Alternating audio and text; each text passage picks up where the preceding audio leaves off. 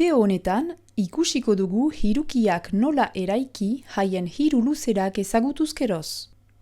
Hain zuzen, HIR hirukiaren eraikitzea da helburua, HI 6 cm-koa, HR 4 cm-koa eta IR 8 cm-koa izanik. Aginduaren irudikatzeko, hasten altzara eskemaren egiten. Eta eraikuntzaren gauzatzeko, arkatza, erregela eta konpasa erabiliko dituzu. Ados argi, baina zein aldetarik hasi? Luzeenetik hastea aiseago da, hirugarren puntuaren kokatzeko. Beraz, IR aldea marrazten dut. Kasu zehatz, etzazula ahantz, segmentuaren muturren markatzea eta puntuen izenen ematea. Orain, H puntuaren kokatzera entzatuko naiz.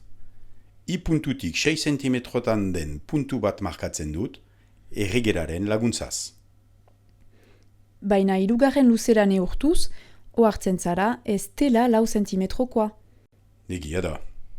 Peritz eginen dut.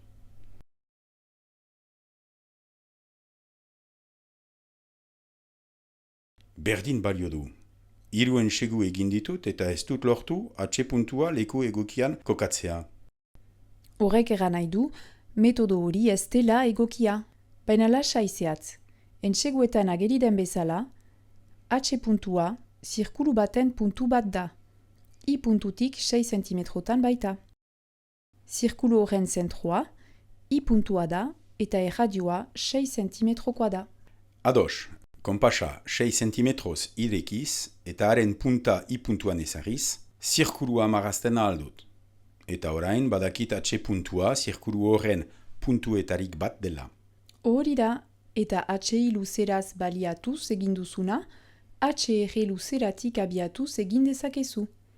Erran nahi baita H puntua errezentroko eta 4 cm erradioko zirkuluaren barne ere dela. Bai, eta azkenean, H puntua bi zirkulu horien ebaki puntu bat da. Ados, ondorioz, bi ebaki puntuetarik bat hautatzen dut. Eta adibidez, goian dena erabiliz, hirukiaren eraikuntza gauzatzen ahal dut. Baina argi, bigarren ebaki puntua hautatuz beste hiruki bat eraiki daiteke. Biak susen ote dira? Ala baina zehatz biak susen dira. Bigarrena eginez eta biak moztuz, ohartzen zara, IR zuzenaren luzaran plegatuz, hiruki horiek gainezargarriak direla. Ororen buru, bi hiruki horiek hiruki berdinak dira, izari berak baitituzte. Horregatik, kaieran edo horrian den tokiaren arabera, bata edo bestea eraiki daiteke.